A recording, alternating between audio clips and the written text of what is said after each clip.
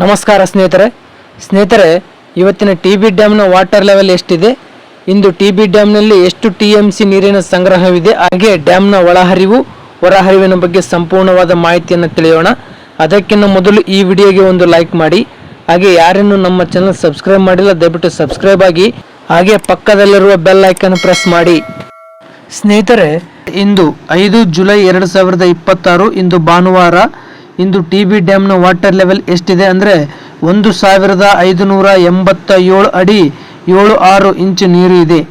ಇನ್ನು ಕಳೆದ ವರ್ಷ ಇದೇ ಸಮಯದಲ್ಲಿ ಟಿ.ಬಿ ಡ್ಯಾಮ್ನ ವಾಟರ್ ಲೆವೆಲ್ ಬಂದು 1625 ಅಡಿ 01 ಇಂಚು ನೀರು ಇತ್ತು.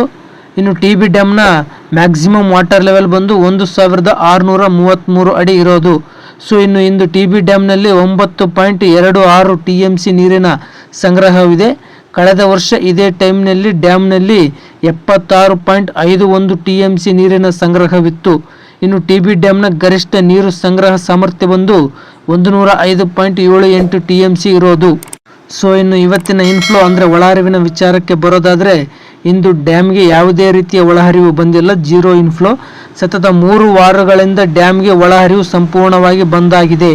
ಇನ್ನು ಕಳೆದ ವರ್ಷ ಈ ಟೈಮ್ನಲ್ಲಿ ಡ್ಯಾಮ್ಗೆ ಸುಮಾರು 72,931 ಕ್ಯೂಸೆಕ್ ನೀರು ಒಳಹರಿವು ಆಗ್ತಾ ಇತ್ತು.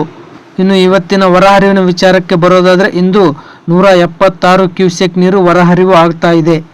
ಇನ್ನು ಕಳೆದ ವರ್ಷ ಇದೇ ಸಮಯದಲ್ಲಿ ಡ್ಯಾಮ್ನಿಂದ ಸುಮಾರು 64,702 ಕ್ಯೂಸೆಕ್ ನೀರು ಹೊರಬಿಡಲಾಗುತ್ತಿತ್ತು.